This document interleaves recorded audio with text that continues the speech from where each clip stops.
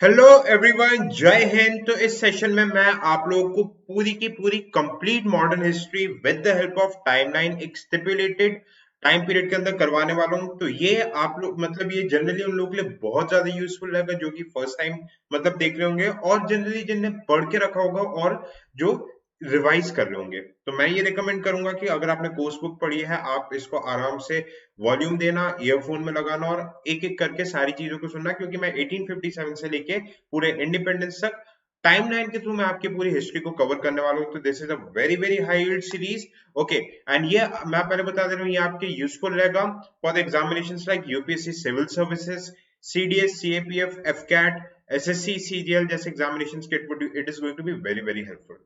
तो आइए let's just begin with the session. Okay, तो I hope the screen is clearly visible to all of you. अगर visible नहीं है तो मैं खुद को छोटा भी कर दूंगा। ठीक है, just a minute. Okay, alright. तो बिगनिंग ऑफ 1857 का रिवोल्ट कब हुआ था? सिपोई मेट्यूनी।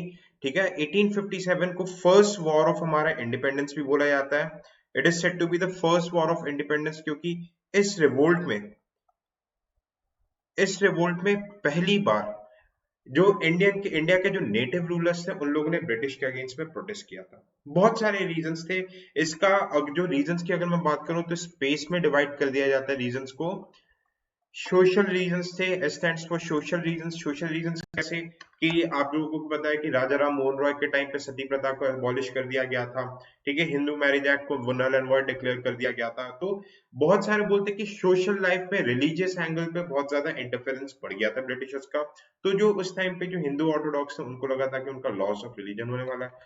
पॉलिटिकल रीजन 1856 में जैसे कि आपको पता है कि द लॉर्ड डलहौजी ने किस तरीके से वाजिद अली शाह के थ्रू अवध को एनेक्स कर लिया गया था। तो इससे जो मेन जो इंडिया के जो सोल्जर्स थे, जो एक्चुअली यहाँ पे रिवोल्ट हुआ था, उनके सेंटिमेंट्स हर्ट हुए थे। जो बहुत सारे पॉलिसीज थे जैसे कि डॉक्ट्रिन ऑफ लैप्स, इसमें बोला गया था कि किसी भी इंडियन रूलर का अगर खुद का बायोलॉजिकल सन नहीं होगा तो वो किंगडम ऑटोमेटिकली ब्रिटिश रूल के पास चला जाएगा। तो सवाल ये उठता है कि अंग्रेज कौन होते हैं डिसाइड करने वाले कि इंडिया के जो किंगडम जो उनके पुरखों के टाइम से बनाया गया कि वो किसके पास जाना चाहिए। एडमिनिस्ट्रेटिव रीजंस, इंडिया के पास से पावर हटा दिए जा रहे थे। इवन अगर आप फौज में देखोगे तो उनको भत्ते नहीं मिल रहा। जनरल इनलिस्टमेंट एक्ट आया था जिसमें ये बोला गया था कि सात समुंदर पार डिफरेंट रीजन्स में भी इंडियन सोल्जर्स को सर्व करना पड़ेगा। और उस टाइम हिंदू ऑर्थोडॉक्सी की वजह से क्या होता था, ये माना जाता था कि समुद्र पार करके दूसरे देश में जाना को लॉस ऑफ रिलीजन माना जाते थे। एक ग्रीस कार्टेज वाला हुआ था, उसमें पिग का मांस, काऊ का मांस हुआ करता था। तो काऊ के मांस ने जिसको दांत से छीलना पड़ता था कार्टेज को। रॉयल इनफील्ड राइफल्स जो एक तरीके से ब्रिटेन में बनती थी तो उस गन को यूज किया करते थे। तो जैसे ही दांत से छीलना पड़ता था तो उसमें पिग के मांस की वजह से loss of religion for Muslims माना जाता था, काऊ के मांस की वजह से हिंदूज का लॉस ऑफ रिलीजन माना जाता था। और पूरा political boundary of India annex किया जा रहा था। कल्चरल रीजन, इंडिया का सबसे मेन रीजन, इसमें इंडिया के एजुकेशन में हस्तक्षेप किया जा रहा था। ठीक है, क्रिश्चियन मिशनरीज आ रही थी। कन्वर्जन, सियामपुर मिशन आप लोगों ने नाम सुना होगा। सियामपुर मिशन, कन्वर्जेंस किया जा रहा था। इकोनॉमिक रीजन बहुत अच्छे से पढ़ा, drain of wealth. Drain of wealth दादाजी नेहरू जी ने दिया था कि किस तरीके से इंडिया से के थ्रू इंडिया को सिर्फ इन लोगों ने एक रॉ मटेरियल एक्सपोर्टिंग कंट्री बना दिया था, और किस तरीके से इंडिया के रेवेन्यूज पूरे तरीके से बाहर इंडिया के जो रॉ मटेरियल्स थे, कॉटन वगैरह, मतलब ब्रिटेन में एक्सपोर्ट किया जाता था। इसी वजह से इंडिया में डिसइंडस्ट्रियलाइजेशन होने लगा और ब्रिटेन में इंडस्ट्रियल रिवोल्यूशन हुआ। ओके, तो 1857 में क्या हुआ था? बिगनिंग ऑफ सिपॉय म्यूटिनी हुआ था। Mangal Pande 34th light infantry Barrackpore के पास रिवोल्ट किया था, पर एक्चुअली में मेरठ से स्टार्ट हुआ था। जनरल बख्त खान, ये नाम आपको याद होना चाहिए। जनरल बख्त खान, ठीक है। इनने इनने बेसिकली दिल्ली से नेतृत्व किया था, और बहादुर शाह जफर जो कि एक मुगल अंपायर था, बहादुर शाह जफर को एक तरीके से इस रिवोल्ट का किंग बना दिया गया था। फिर ये रिवोल्ट धीरे धीरे आपके डिफरेंट रीजन्स पे फैला। फॉर एग्जांपल कानपुर में फैला। ओके, कानपुर में आपके नाना साहेब थे, मराठा थे। ओके, पेशवा, इनको हेल्प किया था टाटिया टोपे ने। टाटिया टोपे ने हेल्प किया था, जिनको फांसी लेटर बाद में शिवपुरी में हुआ था। लखनऊ में बेगम हजरत महल थी। ठीक है, लखनऊ में बेगम हजरत महल थे। ऑलराइट, फिर आप देखोगे झांसी में महारानी लक्ष्मीबाई थी, उनके साथ झलकारी बाई वगैरह भी थी। झलकारी बाई थी जिसको कर्नल ह्यूज रोज ने सप्रेस किया था एक तरीके से। और धीरे धीरे धीरे ये पूरे नॉर्थ ऑफ इंडिया में, जैसे बिहार में जमींदार कुंवर सिंह थे, ऐसे करके बहुत सारे लोगों ने पार्टिसिपेट तो किया था। पर इसका एक मेन मोटिव क्या था कि अलग अलग लोग जो पार्टिसिपेट कर रहे थे उनका अलग अलग एजेंडा था। फॉर एग्जाम्पल नाना साहब का था कि पूरा वापस से पेशवाइत वापस चाहिए। बहादुर शाह जफर जनरल बख्त खान का ये था कि मुगल अंपायर को रिवाइव करना है। ओके, झांसी की रानी का ये था कि वापस से झांसी को लेना है, जो कि झांसी किंगडम को बचाना है, जो कि डॉक्ट्रिन ऑफ लैप्स की वजह से चला जा रहा था। ओके, कुंवर सिंह जो जमींदार थे बिहार के, उनका ये एजेंडा था कि जमींदारी राइट्स को वापस लेना। तो एक कोई क्लियर कट आइडियोलॉजी नहीं थी, फॉरवर्ड लुकिंग आइडियोलॉजी नहीं थी। नो डाउट इनिशियल सक्सेस हमें मिली, बट इसको आजमगढ़ या फिर इलाहाबाद प्रोक्लेमेशन से 1858 में बुरी तरीके से वापस से सप्रेस कर दिया गया था। क्यों? क्योंकि आपस में इनमें यूनिटी नहीं थी। रीजंस क्या क्या थे? अगर मैं रीजंस की बात करूं क्यों ये रिवोल्ट सप्रेस हुआ, क्योंकि आपस में इनकी यूनिटी नहीं थी रिवोल्टर्स की। मिडिल क्लास ने पार्टिसिपेट नहीं किया था।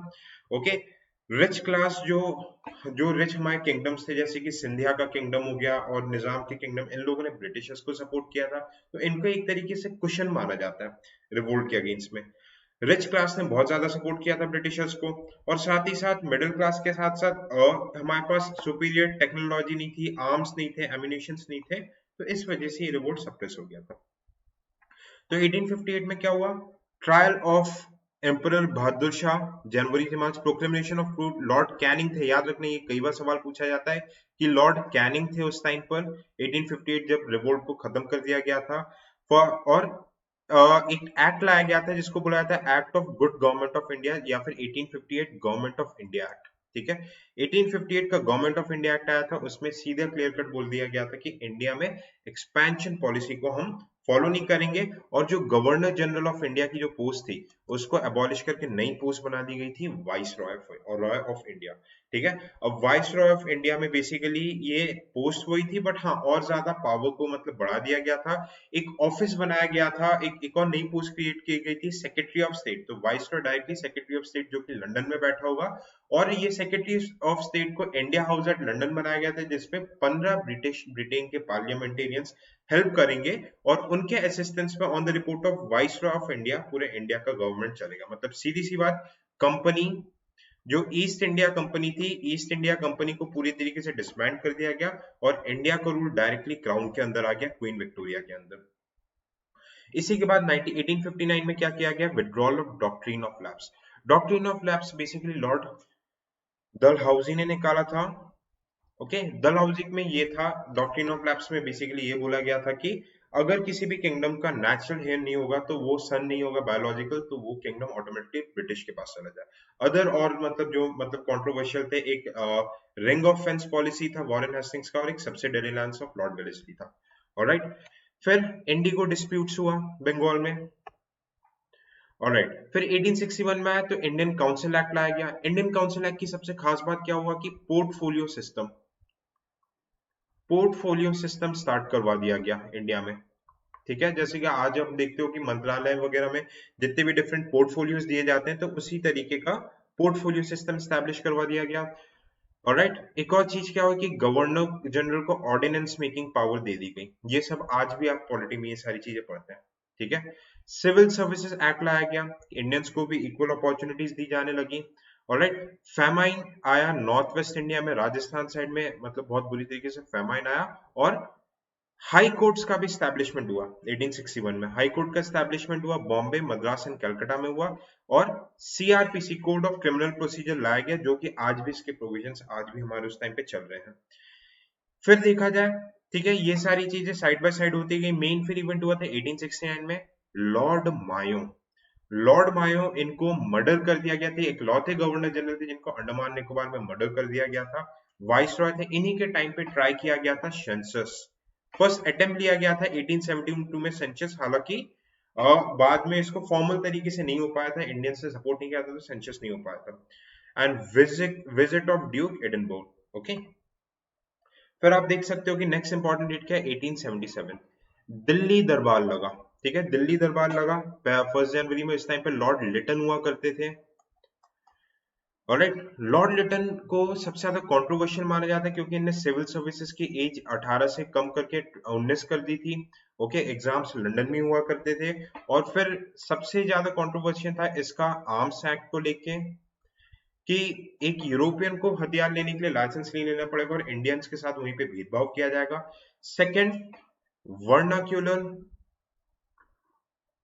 प्रेस एक्ट, मतलब अगर कोई भी इंडियन न्यूज़पेपर अगर सिडिशियस प्रोसे मतलब कोई भी अगर सिडिशियस राइटिंग वगैरह करेगा तो एक वारंट देके उनके न्यूज़पेपर को सीज किया जा सकता था। ओके, ये पावर डायरेक्ट डिस्ट्रिक्ट मजिस्ट्रेट के पास दे दी गई थी। ओके, तो दिल्ली दरबार लगाया गया था, तो यहाँ पे क्वीन विक्टोरिया को केसर हिंद का टाइटल दे दिया गया था, मतलब कि जितने भी प्रिंसली स्टेट्स थे वो सब किसके अधीन रहेंगे, वो क्वीन के अधीन, क्वीन के अंडर काम करेंगे। तो इससे भारत के जितने भी प्रिंसली स्टेट्स राजा महाराजा थे ये भी बहुत ज्यादा नाराज हो गए थे इस डिसीजन से। 1880 में लॉर्ड लिटन ने रिजाइन कर दिया था और लॉर्ड रिपन, ठीक है, लॉर्ड रिपन ये इकलौते थोड़े मैं बोलूंगा ठीक गवर्नर जनरल थे। इनको father of local self government भी बोला जाता है। He is also said to be the father of local self government, ठीक है, father of local self government भी बोला जाता है एक तरीके से इनको। और इन्हीं ने ये vernacular press act, arms act हटाया था इन्हीं के टाइम पे। Albert, okay, Albert bill controversy हुई थी। क्या है Albert bill controversy? Lord Ripon ने बोलता कि इंडियन जजेस भी यूरोपियंस को ट्रायल कर सकते हैं, उनको सजा दे सकते हैं, तो ऑब्वियसली यूरोपियंस को एक्सेप्टेबल नहीं रहेगा। अच्छा, बीच में एक और डेट था 1878 वर्नाकुलर प्रेस एक्ट और सेकंड अफगान वॉर, जिसके बारे में मैंने ऑलरेडी बात कर ली है। ओके, आई होप आप लोग को स्क्रीन दिख रही है। हाँ जी, स्क्रीन तो प्रॉपर्ली दिख रही है। Okay, repeal of vernacular press act by AC Hunter, ठीक है, इसको हटा दिया गया था। 1883 beginning of legislative establishment of local self government of India, Albert bill controversy, जिसके बारे में we have already discussed. 1885 formation of Indian National Congress, ठीक है, इंडियन नेशनल कांग्रेस का फॉर्मेशन हुआ। ठीक है, ये किसका आइडिया था? बेसिकली एओ ह्यूम का आइडिया था। फर्स्ट प्रेसिडेंट कौन थे? W C Banerjee. ओके, और 72 लोगों ने बॉम्बे में पार्टिसिपेट किया था। इसमें बोला गया था कि सिर्फ और सिर्फ पॉलिटिकल मीटिंग्स के ऊपर ही डिस्कशन होगा, इसमें कोई रिलीजियस बात नहीं होगी। ठीक है, एक्चुअली इसको बाद में लाला लाजपत राय ने क्या बोला था? Safety valve theory. Lala Lajpat Rai called it as safety valve theory. Safety valve क्यों बोला था? क्योंकि ब्रिटिशर्स एक तरीके का क्वेश्चन बनाना चाहते थे कि कुछ भी अगर विद्रोह के आइडियाज अगर इंडियंस के बीच में चल रहे हो तो कांग्रेस के थ्रू उनको पता चल जाएगा, पर उन्हें क्या पता था कि यही कांग्रेस उन लोगों के लिए बाद में last nail in the coffin सिद्ध होगी। तो सेफ्टी वॉल्व थ्योरी, एक तरीके से इसको सेफ्टी वॉल्व थ्योरी बोला जाता है। इंडियन नेशनल कांग्रेस के फॉर्मेशन को लाला लाजपत राय ने और बहुत ज्यादा क्रिटिसाइज किया था। ओके, कौन से लॉ गवर्नर जनरल के टाइम पे बना थे, कौन से वाइसरॉय के टाइम पे? तो याद रखना लॉर्ड डफरिन। काफी बार state PCS and even UPSC CDS में भी ये चीज पूछी गई है। ठीक है, और फिर इसके बाद ये सब कंट्रोवर्सीज होती जा रही थी। 1892 इंडियन काउंसिल एक्ट पास किया गया था। इंडियन काउंसिल एक्ट में बोला गया था कि जो दो गवर्नर जनरल के दो काउंसिल होते थे, एक एग्जीक्यूटिव काउंसिल और एक लेजिस्लेटिव काउंसिल। तो इसमें लेजिस्लेटिव काउंसिल में इंडियंस का रिप्रेजेंटेशन बढ़ा देने की बात की गई थी। इसमें एक बहुत फेमस स्लोगन दिया गया था, no no no taxation without representation, मतलब इंडियंस और ज्यादा पावर की डिमांड करने लगे थे। ओके, अब यहाँ पे आप देख सकते हैं कि बाल गंगाधर तिलक के बारे में थोड़ी सी बात कर लेते हैं। ये चित्पावन ब्राह्मण फैमिली से बिलोंग करते थे, जनरली मैथ्स टीचर थे। इन लोगों ने सीजी अगरकर के साथ मिलकर डेक्कन एजुकेशन सोसाइटी का फॉर्मेशन किया था। ओके, ये बहुत ही एक्सट्रीमिस्ट लीडर माना जाते थे। इन्हीं ने 1893 में गणपति फेस्टिवल एंड महाराष्ट्र में शिवाजी फेस्टिवल शुरुआत की है। Very very important. ठीक है, इनके दो न्यूज़पेपर चलते थे, केशरी मराठी लैंग्वेज में, एक मराठा। मराठा आपका चलता था इंग्लिश लैंग्वेज में। तो बेसिकली क्या हुआ था, महाराष्ट्र में फेमाइन आया था, तो दो ब्रिटिश पुलिस ऑफिसर्स थे, रैंड एंड एमरेस्ट। रैंड एंड एमरेस्ट ने वहां पे टैक्स की माफी नहीं की थी, और उन्हीं को दो भाई लोग थे, चापेकर ब्रदर्स। चापेकर ब्रदर्स ने अत्याचारी ब्रिटिश के ऑफिसर्स का मर्डर कर दिया था। ठीक है, मार दिया, असैसिनेट कर दिया था। तो उस वजह से उनको जेल में रख दिया गया था, पर उनके इस एक्शन को बाल गंगाधर तिलक ने बहुत ज्यादा प्रेस किया था, बहुत ज्यादा सपोर्ट किया था कि इनने ब्रिटिश के ऑप्रेसिव पॉलिसीज के अगेंस्ट में कैसे करके अपनी हाथ उठा, मतलब हथियार उठाया, तो इनको 18 महीने की जेल हो गई थी। जैसे ये जेल से निकले थे तो उनको एक नया नाम मिल गया था। नया नाम क्या था? लोकमान्य तिलक। ठीक है, 18 मंथ्स का 1897 में इनको इम्प्रिजनमेंट हुआ था। ऑलराइट, 1895 में शिवाजी फेस्टिवल और डेक्कन सभा इन लोगों ने गोखले के साथ मिलकर एस्टैब्लिश किया था। अच्छा, कांग्रेस के दो डिविजन्स थे, एक मॉडरेट्स थे और एक थे एक्सट्रीमिस्ट।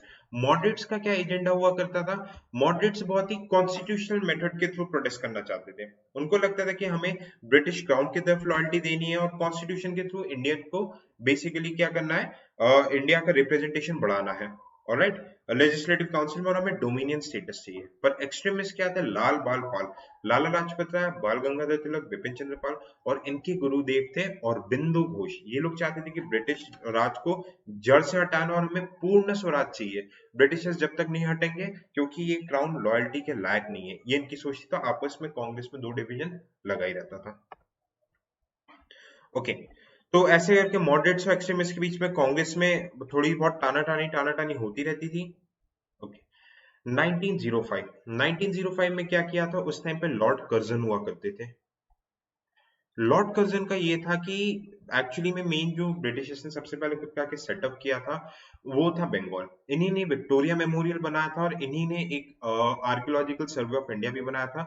यूनिवर्सिटी एक्ट भी इन्हीं के टाइम पे आया था। ठीक है, जितने भी फेमाइन कमीशन थे इन्हीं के टाइम थे। तो इनने सोचा कि नेशनल मूवमेंट को स्टॉप करने के लिए मैं पार्टीशन अनाउंस करता हूँ। तो जुलाई में लॉर्ड कर्जन ने पार्टीशन अनाउंस कर दिया था, जिसमें बंगाल को east Bengal and west Bengal के नाम पे बांटा जाना था। ईस्ट बंगाल जो आज के डेट में बांग्लादेश बन गया। ठीक है, अक्टूबर में पार्टीशन आ गया था और नवंबर में इन्हें नेशनल काउंसिल ऑफ एजुकेशन भी बनाया था। ऑलराइट, अब क्या किया गया, मतलब इनने ये एक चाल चली थी कि कर्जन ने बोल दिया था कि जो मुस्लिम मेंबर्स थे, मुस्लिम्स को बोल दिया था, जैसे कि नवाब मोहसिन उल मुल्क, नवाब आगा खान को बोल दिया था कि आप कांग्रेस को सपोर्ट मत करना, पार्टीशन हो जाने दो, हम आपको एक स्पेशल रिजर्वेशन देंगे लेजिस्लेटिव काउंसिल और लेजिस्लेटिव असेंबली में। तो इन्हीं की बात सुन के, लॉर्ड कर्जन की बात सुन के इंडियन मुस्लिम लीग बनाया गया ढाका में आगा खान के द्वारा। ठीक है, पर ये जो पार्टीशन हो गया था, लॉर्ड कर्जन ने बोला कि ये एडमिनिस्ट्रेटिव रीजंस की वजह से बोला गया कि बंगाल इतना बड़ा प्रोविंस है तो इसको हम मैनेज नहीं कर पाते। पर इसका एक्चुअल रीजन था कि जो यूनिटी बंगाल में हो रही थी हिंदू मुस्लिम्स के लिए, उसे तोड़ना है। तो इसी के अगेंस्ट में नेशनल कॉलेज में अरविंदो घोष ने, एक्सट्रीमिस्ट ने, स्वदेशी एंड बॉयकॉट मूवमेंट स्टार्ट कर दिया था। ठीक है, स्वदेशी and boycott movement was started. स्वदेशी एंड बॉयकॉट मूवमेंट, इस मूवमेंट का क्या था कि सारी चीजें स्वदेशी करनी है। इकोनॉमिक डोमेन पे सबसे पहले हम ब्रिटिशर्स को नीचे फेंकेंगे। इकोनॉमिक डोमेन पे कैसे फेंक सकते हैं कि आप जो बाहर से इंपोर्टेड टेक्सटाइल आते हैं उसको बॉन फायर में बर्न करना शुरू कर दिया। नेशनल कॉलेज बनाया गया। ठीक है, इवन भारत माता एक सोसाइटी बनाएगी। ठीक है, भारत माता सोसाइटी बनाएगी। पेंट रविंद्रनाथ टैगोर, जो रविंद्रनाथ टैगोर के जो बड़े भाई थे, इनने पेंटिंग भी बनाई थी। ओके, इनने पेंटिंग भी बनाई थी भारत माता, जिसमें जो इंडिया का जो एंशियंट इंडिया था उनको वापस से जो लोगों में कॉन्फिडेंस लाने के लिए एंशियंट इंडिया की ग्लोरी, अशोका, समुद्रगुप्त, इनकी पेंटिंग बनाई जाने लगी। ठीक है, ओरिएंटल सोसाइटी ऑफ बंगाल बनाया गया, जिसमें स्टूडेंट्स, जो मेधावी स्टूडेंट्स, उनको स्कॉलरशिप दिया जाने लगा था। याद रखना, पहला बंदा जिससे स्कॉलरशिप मिला था उनका नाम था नंद लाल बोस।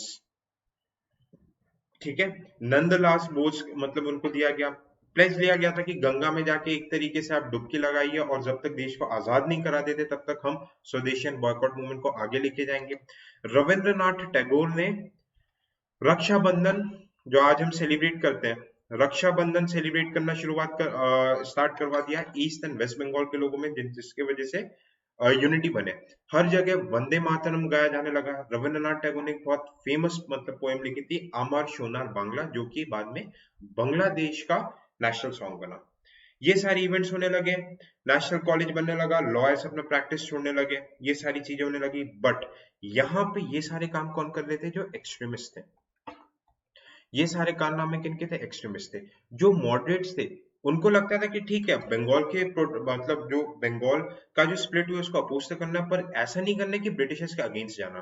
तो इसके वजह से जो मॉडरेट्स थे और एक्सट्रीमिस्ट थे उनके आपस में टकराहट होने लगी।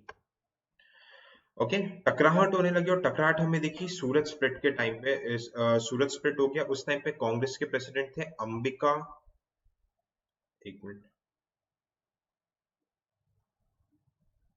अंबिका चंद्र मजुमदार। ऑलराइट, ऑलराइट, और इसी टाइम पे first session of Muslim league Karachi में हो गया। मुस्लिम्स का पार्टिसिपेशन इसमें कम था, ऑलमोस्ट ना के बराबर ही था। ऑलराइट, अब क्या हुआ, ब्रिटिशर्स ने इसको सप्रेस करने के लिए कैरेट एंड स्टिक पॉलिसी अपनाया। कैरेट मतलब जो मॉडरेट्स को बोला कि ठीक है, हम आपको, मॉडरेट्स की क्या डिमांड थी कि भाई हमें ज्यादा से ज्यादा रिप्रेजेंटेशन दो लेजिस्लेटिव काउंसिल, पर ये चीज समझ में नहीं आ रही थी कि एक्चुअल पावर तो एग्जीक्यूटिव काउंसिल में है, तो लेजिस्लेटिव काउंसिल में रिप्रेजेंटेशन बढ़ा दिया। ओके, और स्टिक पॉलिसी किस लिए थी, एक्सट्रीमिस्ट के लिए। इनको जोर से मार पीट के जेल में बैठा दिया, अरविंदो घोष को पौंडीचेरी में एग्जाइल कर दिया, बाल गंगाधर तिलक को 6 साल के लिए मंडले जेल में भेज दिया गया। ठीक है, लाला लाजपत राय को भी कन्फाइन कर दिया, बिपिन चंद्रपाल को भी कन्फाइन कर दिया। तो इस वजह से क्या हो गया, जैसे एक्सट्रीमिस्ट एंड मॉडरेट्स टूटे, हमारा नेशनल मूवमेंट और ज्यादा वीक होने लगा। और मॉडरेट्स को खुश करने के लिए मिंटो मॉर्ले रिफॉर्म, ये सेक्रेटरी ऑफ स्टेट थे Morley, and Lord Minto was the viceroy of India. Reform लाया गया जहां पे इन लोगों ने कम्युनल इलेक्ट्रोड की शुरुआत कर दी। मुस्लिम्स को मुस्लिम्स को सेपरेट इलेक्ट्रोड दे दिया। ठीक है, इंडियंस को, और इंडियंस को थोड़ा खुश भी करना था, इंडियंस को गवर्नर जनरल का जो एग्जीक्यूटिव काउंसिल था वहां पे मेंबरशिप दे, मतलब वहां पे मेंबरशिप दे दी। ठीक है, सत्येंद्रनाथ टैगोर को, सॉरी, इट्स एसपी सिन्हा, ठीक है, एसपी सिन्हा को दे दिया गया इसमें। He was the first civil servant and he became the first member. एक बार इस नाम क्रॉस चेक कर लेना, एसपी सिन्हा थे, मोस्ट प्रोबेबली ये 90% यही है। ओके, और इंडियंस को भी एक तरीके से बहुत ज्यादा ल्यूक्रेटिव ऑफर दिए जाने लगा। मेन काम क्या था कि इनको खतरा था एक्सट्रीमिस्ट से, तो एक्सट्रीमिस्ट को इन लोगों ने चुप करवा दिया। फिर हम आगे देखें कि 1911 में, अब बंगाल में क्या हो गया, 1905 के बाद बहुत सारी समिति बन गई, जैसे अनुशीलन समिति ढाका हो गई। ठीक है, बहुत सारे युगांतर आश्रम बन गए। तो इसके वजह से क्या हुआ, रेवोल्यूशनरी टेररिज्म शुरू हो गया। जैसे जो भी ब्रिटिश, मतलब जैसे आप लोगों ने नाम सुना होगा खुदीराम बोस, और भी जैसे बहुत सारे, जैसे सुभाष चंद्र बोस की यहाँ से एंट्री हो जाती है। ठीक है, तो जितने भी उग्र स्वभाव के बंगाली वगैरह थे, इन लोगों ने क्या किया, ब्रिटिश के बड़े बड़े ऑफिसर्स को पे अटैक करना शुरू कर दिया। तो इस वजह से 1911 में दिल्ली दरबार बैठाया गया, कलकत्ता से कैपिटल दिल्ली शिफ्ट कर दी गई, और पार्टीशन को क्या कर दिया गया, बोला कि नहीं भैया, पार्टीशन को हम कैंसिल करते, ईस्ट एंड वेस्ट बंगाल को वापस से यूनाइट कर दिया गया। पर लोगों में इतना डिफरेंसेस आ गया था कि वो वापस यूनिटी का कोई मतलब रह नहीं गया था। ओके,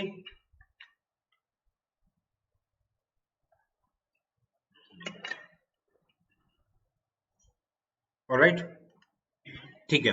फिर 1912 में दिसंबर में हम देखते हैं कि लॉर्ड हार्डिंग पे बॉम्ब फेंका गया था।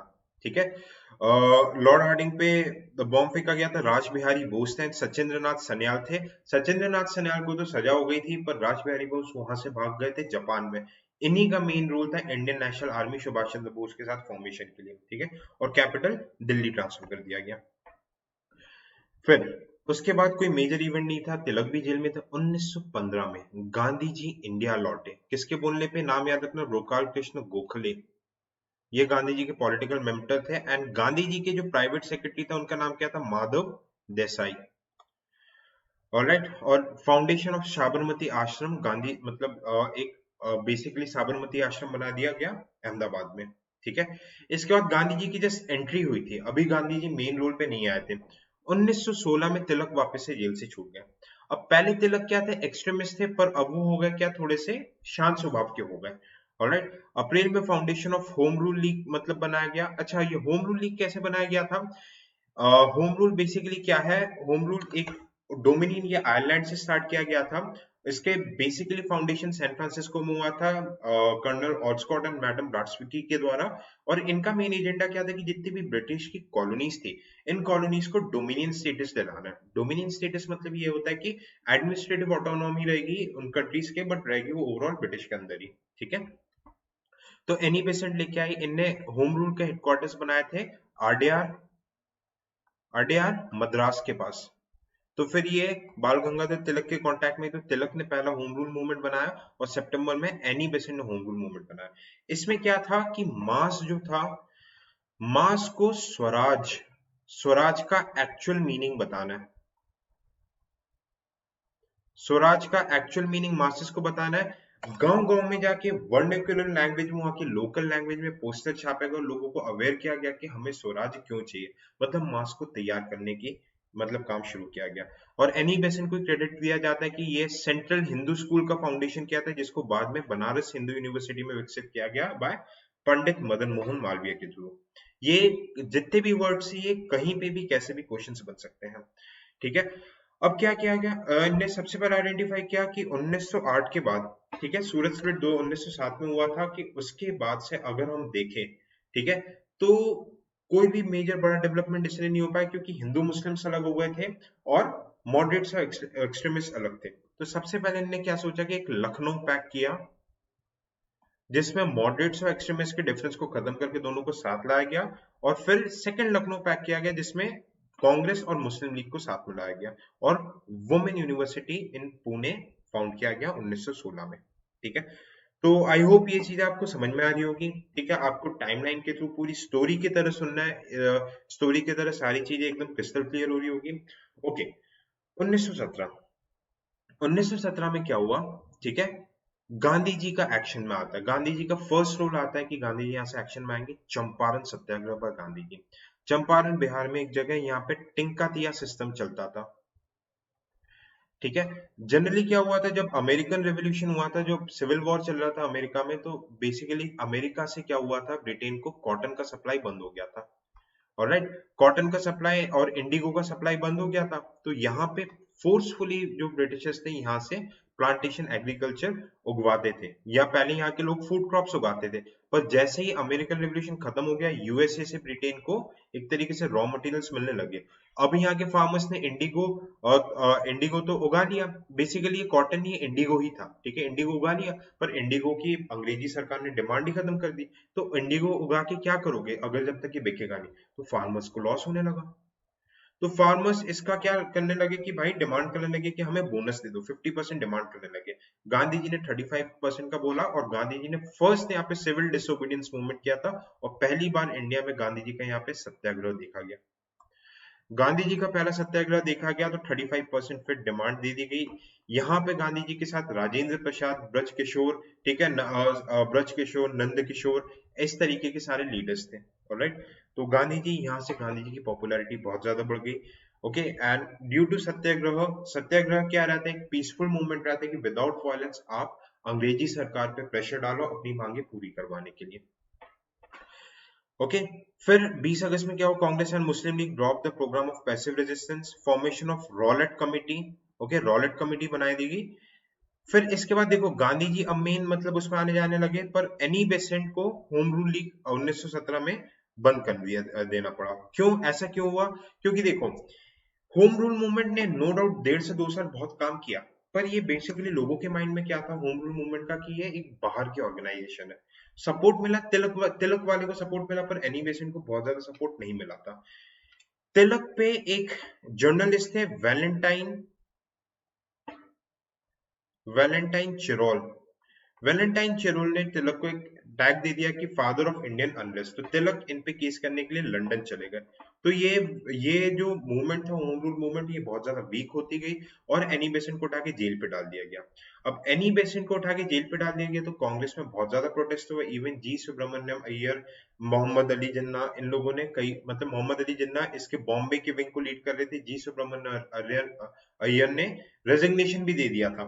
ओके, अपने नाइटहुड का टाइटल भी वापस कर दिया था। तो इस प्रेशर में एनी बेसेंट को रिलीज किया गया था। एंड 1917 कांग्रेस के कैलकाटा सेशन में Annie Besant become the first female president. हालांकि वो आयरिश लेडी थी, बट पहली फीमेल प्रेसिडेंट बनी एनी बेसेंट। और ये प्रॉमिस भी कर दिया गया था कि ठीक है, हम आपको होम रूल एक तरीके से ग्रांट कर देंगे। तो एनी बेसेंट भी शांत हो गई थी काफी। आगे देखते हैं, ठीक है। फिर 1919 फरवरी में फाउंडेशन ऑफ सत्याग्रह सभा अगेंस्ट द राउलेट एक्ट। एक बहुत ही डेंजरस एक्ट पास किया गया था, Rowlatt act. Okay, Rowlatt act क्या था कि विदाउट एनी एक तरीके से जो हमारे कॉन्स्टिट्यूशन में रहता है ना प्रिवेंटिव डिटेंशन, इसको ब्लैक एक्ट भी बोला जाता है, कि without any prior trial, without any warrant किसी को भी 2 साल के लिए डिटेन किया जा सकता था। तो ये तो एक तरीके से आर्टिकल 21 राइट टू लाइफ को सस्पेंड कर रहा था ना। तो इसी के अगेंस्ट में गांधी जी ने एक सत्याग्रह सभा बनाया कि भाई हम ये रॉल अटैक को बहुत ज्यादा क्या करेंगे, हम रॉल अटैक को प्रोटेस्ट करेंगे। ठीक है, जलियांवाला 13 अप्रैल याद रखना, रॉल अटैक में जलियांवाला मैसेकर हुआ था। ठीक है, जलियांवाला बाग अमृतसर में एक जगह है, यहाँ पे बैसाखी के फेस्टिवल को सेलिब्रेट करने के लिए, और तेज बहादुर सप्रो एंड सैफुद्दीन किचलू बहुत प्रोमिनेंट लीडर्स थे पंजाब के, उनको अरेस्ट कर लिया गया था। तो उनके प्रोटेस्ट में एंड बैसाखी मेला के फेस्टिवल के सेलिब्रेशन के लिए यहाँ पे बच्चे इकट्ठा हुए थे, पर general Michael O'Dwyer, general Dyer थे यहाँ पे, वो आए थे और उन्होंने विदाउट प्रायर वार्निंग दे के पूरे के पूरे क्राउड पे एक तरीके से गोलीबारी चलाई थी, जिसमें बहुत बूढ़े बच्चे, बहुत सारे लोगों की डेथ हो गई थी। इसी के बाद गांधी जी ने केसरी हिंद, रविंद्रनाथ टैगोर ने नाइटहुड का टाइटल भी वापस कर दिया था। ओके, और यहीं पे एक मतलब बालक बच गया था ऊपर जो सबको पानी पिला रहा था, जिसने बाद में जनरल डायर को असैसिनेट किया था, उनका नाम था सरदार उधम सिंह, जिनके नाम पे एक मूवी भी आई थी। इसके बाद मार्शल लॉ लगा दिया गया पंजाब में। ठीक है, फिर हंटर कमीशन बैठाया गया कि ताकि जनरल डायर को सजा दी जाए। हंटर कमीशन में ये तो माना गया कि जनरल डायर ने गलत किया था, पर जनरल डायर को कोई सजा नहीं हुई, उनको लंदन ट्रांसफर कर दिया गया, उनको रिटायर कर दिया गया विद 50% ऑफ आर्मी पेंशन। ठीक है, इसको व्हाइट वॉशिंग बिल भी बोलते हैं, जहां पे अंग्रेजी सरकार अपने ऑफिसर्स को बचा लेती है। ठीक है, इसके बाद इसके बाद ये इतनी सारी गलत चीजें हो रही थी, इसके बाद क्या किया गया, गांधी जी को सत्याग्रह तो करना ही था। हाँ, साथ ही साथ एक और बहुत बड़ा वर्ल्ड में इवेंट हो रहा था कि 1918 में ओटोमन अंपायर टूट गया था। ओटोमन अंपायर टर्की में हुआ करता था, एंड इस्लामिक वर्ल्ड के जो स्पिरिचुअल लीडर थे खलीफा, उनकी पोस्ट एबॉलिश कर दिया गई थी। मतलब मुस्लिम वर्ल्ड के इनको सबसे बड़ा लीडर माना जाता था। क्यों? क्योंकि फर्स्ट वर्ल्ड वॉर खत्म हो चुका था एंड ओटोमन टर्की पूरी तरीके से चकनाचूर हो चुका था। तो खलीफा की पोजीशन को बचाने के लिए इंडिया में भी मुस्लिम लोग प्रोटेस्ट करने लगे। मोहम्मद अली एंड शौकत अली, नाम याद रखना, और foundation of all India Khilafat committee हुई। ठीक है, इनका मेन काम एक्चुअली लखनऊ से होता था। गांधी जी ने मौका देखा कि ये सही मौका है हिंदू और मुस्लिम्स को साथ लाने का। अब यहाँ पे अंग्रेजी सरकार ने प्रॉमिस किया था कि मॉडरेट्स को हम खुश करेंगे, है ना? याद है जिस पीछे पड़ा था कि मॉडरेट्स को कैसे करके खुश करना है। तो यहाँ पे 1919 गवर्नमेंट ऑफ इंडिया एक्ट लाया गया, जिसको मॉन्टेग्यू किम्सफोर्ड रिफॉर्म भी बोलते हैं, और यहाँ पे कंट्रोवर्शियल मतलब एक पॉलिसी है डायरकी में 2 लिस्ट बनाया गया, एक ट्रांसफर्ड लिस्ट और एक रिजर्व लिस्ट।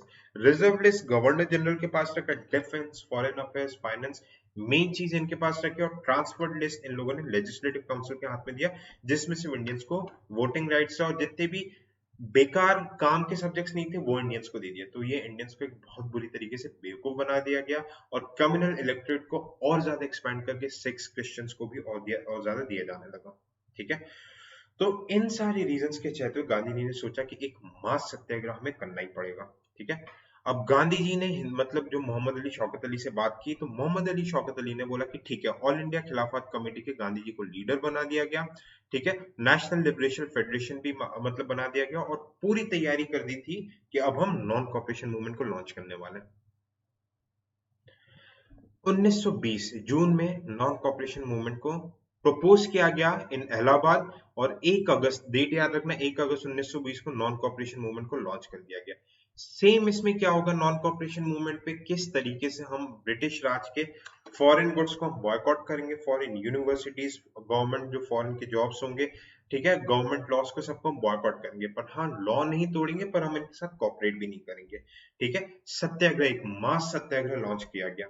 ठीक है, फिर दिसंबर में क्या हुआ, approval and ratification of policy और non violent non cooperation by Nagpur session. Nagpur session of Congress में बोल दिया गया। ठीक है, इनके हेड थे वी राघवाचार्य। इसमें ये बोल दिया गया कि ठीक है, non cooperation movement non violent movement होगा। ठीक है, नॉन वायलेंट मूवमेंट हुआ और इसको हम लॉन्च करेंगे। और इसी बीच में all India trade union Congress की फर्स्ट मीटिंग भी हुई, जिसको लाला लाजपत राय ने फॉर्म किया था इंडस्ट्रियलिस्ट के जो भी इंडिया के जो इंडस्ट्रियलिस्ट थे उनके इंटरेस्ट को सिक्योर करने के लिए। ठीक है, और 1920 में Aligarh Muslim University okay, sir Syed Ahmed Khan, sir Syed Ahmed Khan ने और अलीगढ़ मुस्लिम यूनिवर्सिटी का भी फाउंडेशन किया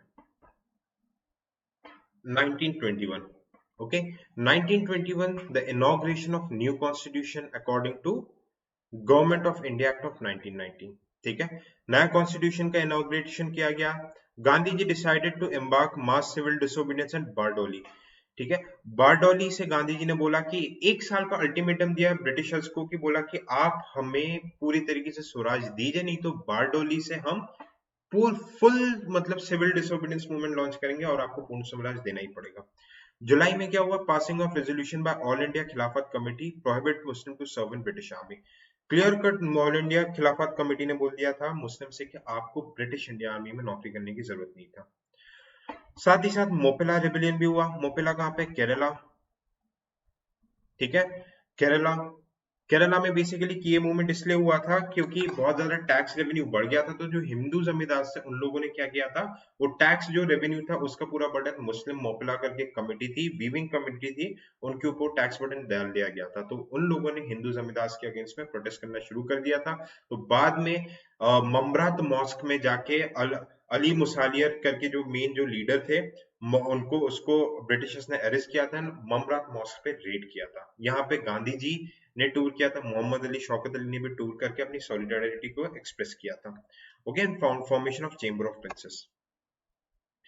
1922, announcement of strong mass civil disobedience movement.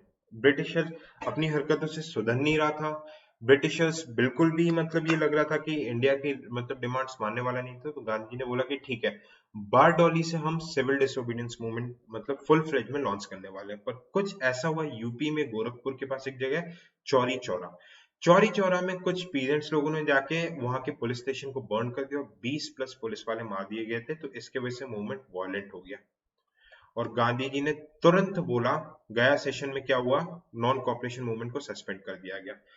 अब सुभाष चंद्र बोस और अजीत सिंह ने उस टाइम पे जो भगत सिंह के चाचा थे, उनने एक तरीके से इस मूवमेंट का बहुत ज्यादा प्रोटेस्ट किया.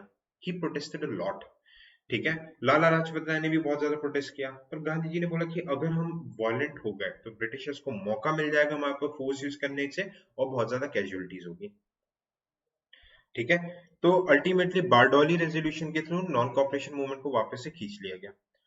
Okay, opposition of Congress programmes in Gaya session. ठीक है, रविंद्रनाथ टैगोर. ओके, ये वाली चीजें हुई.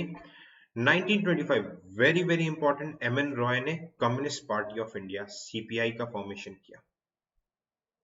ओके, अभी तो हालांकि ऑर्गेनाइजेशन खत्म हो चुका है, इंडिया में इसका प्रेजेंस नहीं, बट केरला और बंगाल में काफी प्रेजेंस था इसका पहले. ओके, एंड ये पार्टी थी कानू सैन्य. ओके, चारू मजुमदार, कानू सैन्य, इनने नक्सल आइडिया को भी काफी ज्यादा प्रमोट किया था. उसी के बाद क्या हुआ, 1925 में formation of Hindustan association. Okay, by Hindustan republic association by Chandrashekhar Azad. अब यहां से हमें देखना है कि रोल आता है चंद्रशेखर आजाद. ये बेसिकली क्या थे, इनका बर्थ कहां पर हुआ था, अलीराजपुर. ओके, इनका बर्थ हुआ था अलीराजपुर, मध्य प्रदेश में एक जगह है. ठीक है, इनने हिंदुस्तान सोशलिस्ट रिपब्लिकन आर्मी का मतलब ये फाउंडिंग मेंबर थे. पहले ये हिंदुस्तान रिपब्लिक एसोसिएशन था, सचिंद्र नाथ सन्याल ने इसका फॉर्मेशन किया था. इनका बेसिकली एम क्या था कि by violent means, by force, okay, हमें इंडिया में फेडरल गवर्नमेंट लेके आनी है, फेडरल रिपब्लिक लेके आना है, जहां पे गवर्नमेंट बनेगी on the basis of universal adult franchise. और ये सोशलिस्ट आइडिया प्रमोट करते थे. ये मैं पूरी विचारधारा आपको भगत सिंह की बता रहा हूँ. ठीक है, भगत सिंह ने भी इनको ज्वाइन किया था, उनकी भी केस स्टडी पढ़ेंगे हम. 1927, अब देखो बहुत ज्यादा प्रोटेस्ट हो रहा था. अच्छा, इसी बीच क्या हुआ था कि आप देखोगे कि बीच में मोतीलाल नेहरू को चैलेंज किया गया था कि आप अपना खुद का कॉन्स्टिट्यूशन बनाएं. ठीक है, ओके, साइमन कमीशन ने मतलब चैलेंज किया था, तो इसको हम देख लेते हैं. 1927 में साइमन कमीशन को अपॉइंट किया गया था. ठीक है, क्यों, क्योंकि 1919 में डायरकी को लेके बहुत ज्यादा अपोजिशन हो रहा था, क्योंकि इंडियंस को बेवकूफ बनाया जा रहा था, इंडियंस को इसमें बहुत ज्यादा बेवकूफ बनाया जा रहा था. तो इसी को सॉल्व करने के लिए साइमन कमीशन लाया गया था. इसमें मजे की बात क्या थी कि एक भी इंडियन नहीं था. तो इसमें बहुत फेमस मतलब स्लोगन्स लगे थे, साइमन गो बैक। ओके, अब क्या हुआ अब क्या हुआ, ठीक है, साइमन कमीशन ने चैलेंज किया, लॉर्ड बेकरएंटन ने चैलेंज किया कि आप इंडियंस खुद का एक कॉन्स्टिट्यूशन बना के बताओ, ठीक है, क्योंकि साइमन कमीशन की रिपोर्ट को पूरी तरीके से रिजेक्ट कर दिया गया था। तो इसमें दिल्ली प्रपोजल्स, मतलब मुस्लिम लीग ने अपने इंटरेस्ट को सिक्योर करने के लिए दिल्ली प्रपोजल्स भी दिए गए थे। 1928 में साइमन एक्चुअली में बॉम्बे आया था और इंडियंस ने ऑल पार्टी कॉन्फ्रेंस दिल्ली में रखे थे। इसमें लेफ्टिस्ट को, कम्युनिस्ट को, सब लोगों को रखा गया था और डिमांड किया गया था डोमिनियन स्टेटस। और 8 मेंबर कमिटी बनाई थी under the chairmanship of Motilal Nehru, ठीक है, इसमें आपके चित्तरंजन दास ये लोग भी थे। ओके, इन लोगों को बोला गया था कि ठीक है, आप अपना क्या करो, चैलेंज किया गया था कि आप अपना खुद का एक कॉन्स्टिट्यूशन बनाओ। तो कॉन्स्टिट्यूशन 1 साल के बाद प्रेजेंट किया गया था, नेहरू रिपोर्ट, ठीक है, नेहरू रिपोर्ट। इसी बीच में क्या हुआ था कि लाला लाजपत राय के ऊपर पुलिस के द्वारा लाठीचार्ज हुई, पुलिस के द्वारा लाठीचार्ज हुए, लाला लाजपत राय की डेथ होगी। क्यों? क्योंकि लाला लाजपत राय साइमन कमीशन का अपोजिशन कर रहे थे। तो इसी का बदला लेने के लिए भगत सिंह, चंद्रशेखर आजाद, बट्टुकेश्वर दत्त, राजगुरु, सुखदेव, इन लोगों ने जेम्स सॉन्डर्स को असैसिनेट कर दिया था, याद रखना, ठीक है। मूवी में जो भगत सिंह वाली मूवी है उसमें बहुत डिटेल में बताया गया है। ऑलराइट, तो नेहरू रिपोर्ट दी गई। ऑलराइट, नेहरू रिपोर्ट दी गई, ठीक है। अब नेहरू रिपोर्ट को क्या किया था, बेसिकली रिजेक्ट कर दिया गया। जवाहरलाल नेहरू ने रिजेक्ट कर दिया, क्यों? क्योंकि जवाहरलाल नेहरू ने बोला कि हमें पूर्ण स्वराज, कंप्लीट इंडिपेंडेंस चाहिए। मुस्लिम लीग ने भी रिजेक्ट कर दिया गया क्योंकि इसमें मुस्लिम्स के इंटरेस्ट को सिक्योर करने की बात नहीं की गई थी। तो इसी के ऑपोजिशन में 14 पॉइंट डिमांड मोहम्मद अली जिन्ना ने रखा दिल्ली में, ठीक है, कि इन 14 पॉइंट डिमांड में से मुस्लिम्स को 1/3 रिजर्वेशन दो, ठीक है, फेडरल चीज हो, मुस्लिम्स जहां भी माइनॉरिटी में रहेंगे रिजर्वेशन दिया जाएगा, सेपरेट इलेक्टोरेट दिया जाए। तो ये ऑब्वियसली मोतीलाल नेहरू को एक्सेप्टेबल नहीं थी। इसी के बाद अप्रैल में क्या हुआ, ठीक है, सेंट्रल लेजिस्लेटिव असेंबली में भगत सिंह और बट्टुकेश्वर दत्त ने बॉम्ब फेंका था। अब थोड़ा सा मैं आप लोगों को भगत सिंह के बारे में बता देता हूँ। भगत सिंह का बर्थ मतलब बेसिकली लाहौर में हुआ था। इनने एंग्लो वैदिक कॉलेज से अपने एजुकेशन लिया था और नेशनल कॉलेज जो कि लाला लाजपत राय ने बनाया था वहां से इन्होंने अपनी ग्रेजुएशन की थी।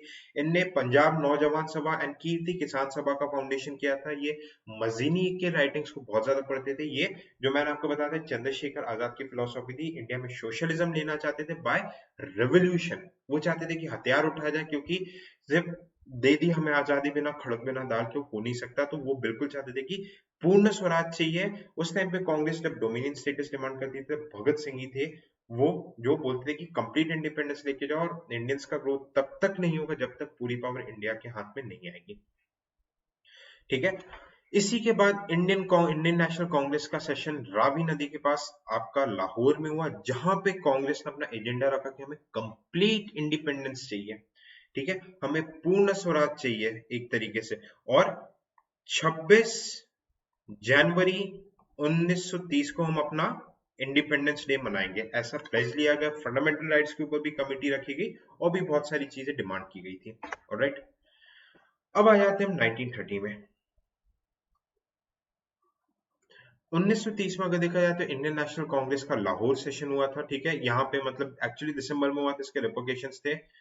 ऑलराइट, इसी के बाद क्या हुआ था कि साइमन कमीशन की जो रिपोर्ट को डिस्कस करने के लिए ब्रिटेन में राउंड टेबल कॉन्फ्रेंस होने थे लंदन में, साइमन कमीशन की रिपोर्ट को क्योंकि बहुत ज्यादा मतलब क्रिटिसिज्म किया जा रहा था, ठीक है। अब क्या हुआ, इसी के पहले गांधी जी ने 11 पॉइंट डिमांड्स रखी। 11 पॉइंट डिमांड्स में कुछ कुछ ऐसी डिमांड्स थी कि सॉल्ट मैन्युफैक्चरिंग के राइट्स होना चाहिए, चौकीदारी टैक्स हटाना है, फॉरेस्ट टैक्स हटाना है, ठीक है, और साथ ही साथ जो भी मतलब पीसफुल वे में जो लैंड, जो पीसफुल प्रोटेस्ट के थ्रू ब्रिटिशर्स ने जिनको जेल में रखा उनको रिलीज कर देना, लैंड एक्विजिशन नहीं करना। तो लॉर्ड इरविन थे उस टाइम पर, लॉर्ड इरविन ने इनको रिजेक्ट कर दिया। लॉर्ड इरविन ने रिजेक्ट कर दिया। First round table conference London में बुलाया गया कि इंडिया के कॉन्स्टिट्यूशन के, इंडिया के फ्यूचर मतलब व्हाइट पेपर कैसे करके बनाया साइमन कमीशन, उसमें कांग्रेस को इनवाइट नहीं कर दिया गया, तो कुछ मेजर आउटकम नहीं निकला। इसी के रिपोर्टेशन में 12 मार्च को okay civil disobedience movement launch किया गया बाय गांधी जी। तो ये बेसिकली मतलब दांडी के कोस अपने साबरमती आश्रम से पूरा वॉक करते हुए गए थे। ठीक है, 12 मार्च से स्टार्ट किया गया था और इसमें सॉल्ट लॉ को ब्रेक किया गया था, सॉल्ट लॉ को तोड़ा गया था। फिर इसके बाद घर घर पे सॉल्ट मैन्युफैक्चरिंग होने लगा था। अच्छा, सिविल डिसोबीडियंस मूवमेंट और नॉन कॉपरेशन मूवमेंट्स में मेन डिफरेंस ये था कि सिविल डिसोबीडियंस मूवमेंट में क्लियर कट बोल दिया था कि आप लॉस को तोड़ो। नॉन कॉपरेशन में मूवमेंट में ये बोलता कि आप कॉपरेट मत करो पर आप लॉस तोड़ सकते हो। इसी के साथ साथ सिविल डिसोबीडियंस मूवमेंट में क्या होने लगा, नॉर्थ वेस्ट प्रोविंस में खान अब्दुल गफार खान ने रेड शर्ट मूवमेंट भी शुरू कर दिया था। कुडाई पेटनार्सगर करके एक मूवमेंट भी शुरू कर दिया था। ठीक है, और साथ साथ जैसे कि सरोजनी नायडू, वल्लभ भाई पटेल, ठीक है, सरोजनी नायडू धरासन सत्याग्रह और वल्लभ भाई पटेल का तो खैर पहले खेदा में एंट्री हो गया था। ओके, फिर जी राजगोपालाचारी नीचे आंध्र के साइड में, तमिलनाडु के साइड में, हर जगह इंडिया में क्या होने लगे, एसएम सेन गुप्ता बंगाल और उड़ीसा में सॉल्ट सत्याग्रह होने लगा। दुर्गा शंकर मेहता सियोनी में सॉल्ट सत्याग्रह होने लगा। ठीक है, हर जगह सॉल्ट लॉ तोड़े जाने लगे। ओके, आगे चलते हैं। 1931, अब इस वजह से क्या हुआ कि जब जैसे अंग्रेजी सरकार ने देखा, ब्रिटिशर्स ने देखा कि यार बिना कांग्रेस को साथ लिए कोई भी मेजर काम नहीं कर सकते, तो लॉर्ड इरविन ने बोला कि ठीक है, हम आपके 11 पॉइंट डिमांड्स को मान लेते हैं, आप सेकेंड राउंड टेबल कॉन्फ्रेंस में आओ। ठीक है, 11 पॉइंट डिमांड्स हम आपके मान लेते हैं, आप सेकेंड राउंड टेबल कॉन्फ्रेंस में आओ, बट हम सिर्फ दो डिमांड नहीं मानेंगे। एक तो कि जो लैंड हमने ऑलरेडी एक्वायर कर ली वो वापस नहीं करेंगे, और जो पुलिस एक्सेसेस जो मतलब एक तरीके से की गई थी, जैसे कि उनको रिलीज करने की बात, जो जहां पे भी पुलिस एक्सेस वगैरह की गए थे, पुलिस ने अत्याचार किया था, उनके ऊपर कोई कार्रवाई नहीं होगी।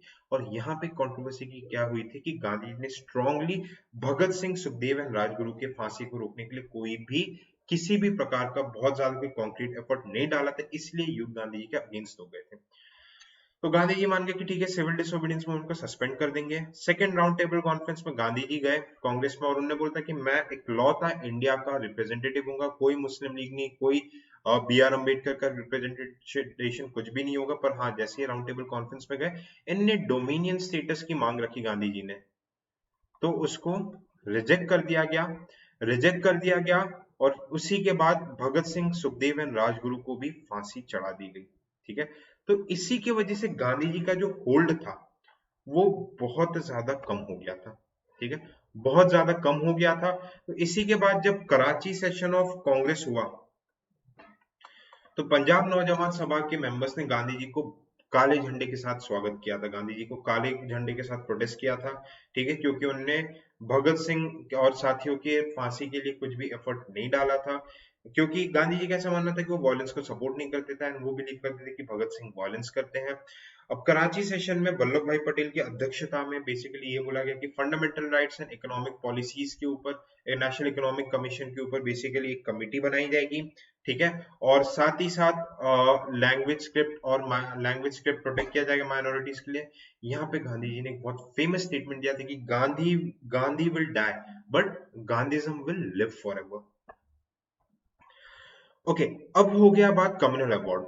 हर तीनों के तीनों राउंड टेबल कॉन्फ्रेंस में जाके डॉक्टर बी आर अम्बेडकर ने रामसा मैकडोनल्ड से सिक्योर कर लिया था कि जो भी दलित क्लास था उनको सेपरेट इलेक्ट्रोड दिए जाएंगे। तो इसी वजह से गांधी जी चले गए थे पूरे तरीके से भूख हड़ताल में।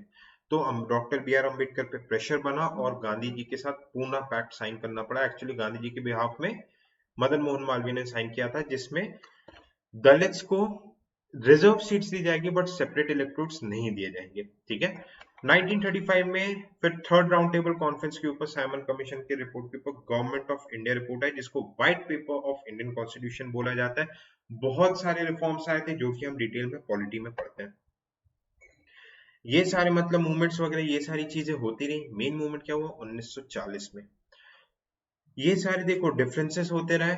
Passing of Pakistan resolution in Lahore session bye Muslim league, इन्हीं को यहाँ पे डे ऑफ डिलीवरेंस भी सेलिब्रेट करते हैं, क्योंकि 1939 में जब वर्ल्ड वॉर 2 शुरू हो गया था तो ब्रिटिश सरकार ने विदाउट कंसल्टेशन विद इंडिया के जो मेंबर्स थे, इंडिया को अगेंस्ट जर्मनी वॉर में डिक्लेयर कर दिया था।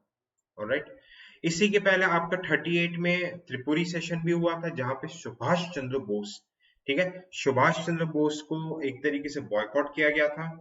ऑलराइट, एक सेकेंड। ठीक है। सुभाष चंद्र बोस ने एक तरीके से बॉयकॉट किया था ब्रिटिशर्स के इस मतलब एजेंडा को, और उन्होंने बोला था कि 6 महीने का अल्टीमेटम देके इमीडिएट सत्याग्रह शुरू करवा दिया जाए। राइट। पर्सनालिटीज में मैं सेपरेटली आपको सुभाष चंद्र बोस के बारे में बताऊंगा, अभी हम सिर्फ टाइमलाइन के थ्रू चल रहे हैं। ओके, तो इसी चीज में क्या हुआ कि अब ब्रिटिशर्स को क्या था कि इंडियंस की बहुत ज्यादा जरूरत थी कि वॉर में इंडियंस उन्हें सपोर्ट करे, तो इसलिए अगस्त ऑफर ब्रिटिशर्स ने दिया था लॉन्ग लिलिंगो ने। अगस्त ऑफर में सबसे मेन इंपॉर्टेंट चीज क्या बोली गई थी कि demand for dominion status would not be considered to be illegal. पहली बार बोला गया कि ठीक है हम आपको डोमिनियन स्टेटस देंगे, ऑलराइट, पर only with the consent of minorities. Britishers को पता था कि भाई मुस्लिम्स एंड हिंदू साथ में आ ही नहीं सकते, तो अगस्त ऑफर को रिजेक्ट कर दिया गया बाय कांग्रेस कमेटी, और इसके अगेंस्ट में इंडिविजुअल सत्याग्रह लॉन्च किया गया गांधी जी ने ये जाके बोला कि इंडिविजुअली बंदे मतलब इंडिविजुअली जो कांग्रेस के लीडर्स रहेंगे वो सबके पास जाएंगे और लोगों को तैयार करेंगे फॉर द मास स्ट्रगल। पहले इंडिविजुअल सत्याग्रही कौन थे? विनोद आचार्य विनोबा भावे, सेकंड थे जवाहरलाल नेहरू।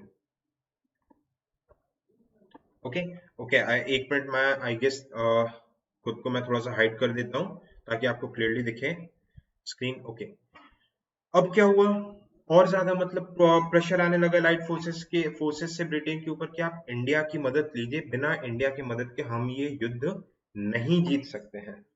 ठीक है, तो sir Stafford Cripps Cripps mission India में 1942 में लाया गया।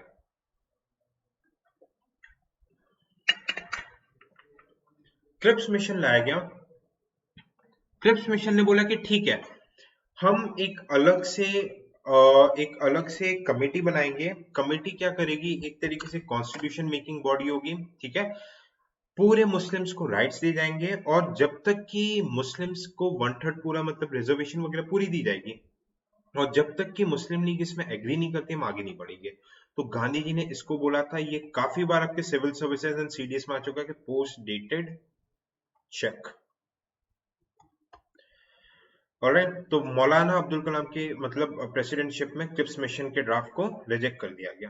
ठीक है, फिर इसके बाद लगा कि कांग्रेस को लगा कि यार अंग्रेज तो मानने वाले हैं नहीं, तो अब हम लॉन्च करेंगे क्विट इंडिया मोशन। वालिका टैंक 1942 में लॉन्च किया गया। ठीक है, quit India resolution on India committee Bombay से लॉन्च किया गया। इसमें स्लोगन दिया गया डू और डाई।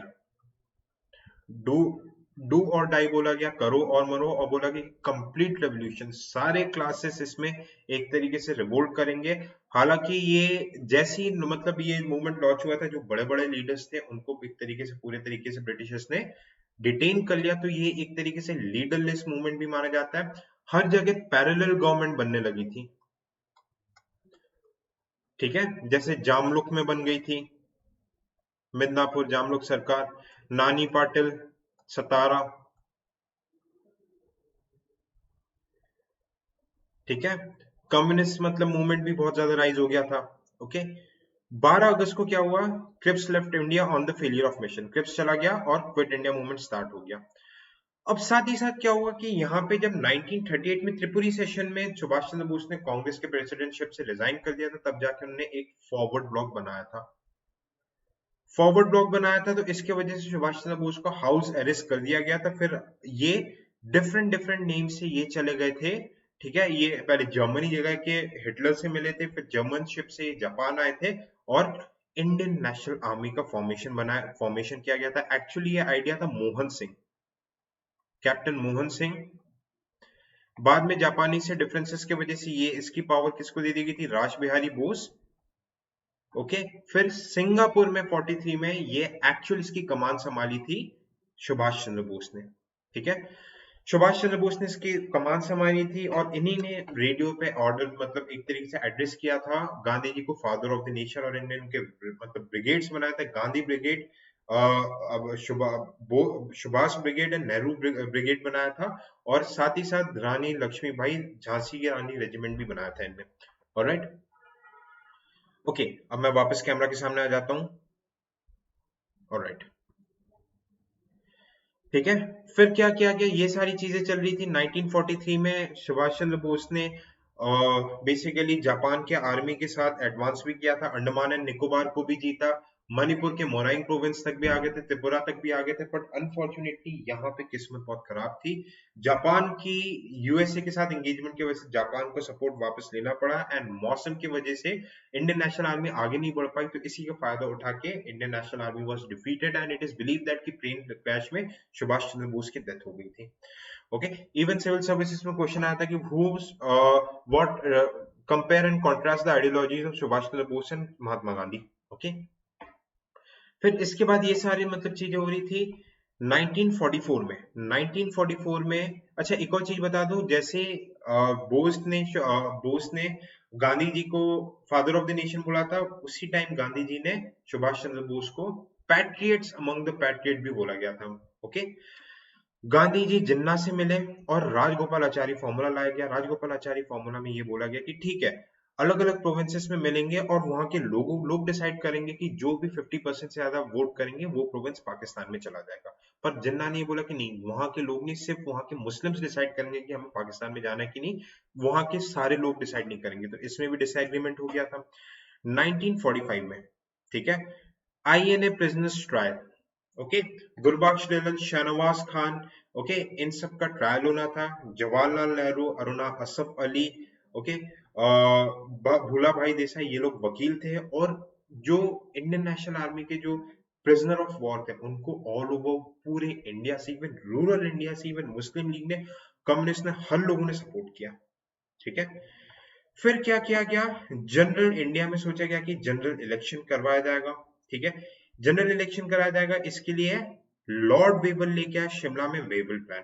ठीक है, तो शिमला में मीटिंग हुई, मुस्लिम लीग की तरफ से मोहम्मद अली जिन्ना है, कांग्रेस की तरफ से मौलाना अबुल कलाम आजाद और जवाहरलाल नेहरू गए। इनने बोला कि हिंदू और मुस्लिम्स को इक्वल रिप्रेजेंटेशन दिया जाएगा। मुस्लिम लीग तो खुश थी, पर हिंदूज ने बोला कि भाई 80% से ज्यादा मेजोरिटीज में हिंदू है, तो ये तो हमारे सब हिंदूज को ही माइनॉरिटी बनाया जाएगा। तो वेवल प्लान भी काम नहीं किया।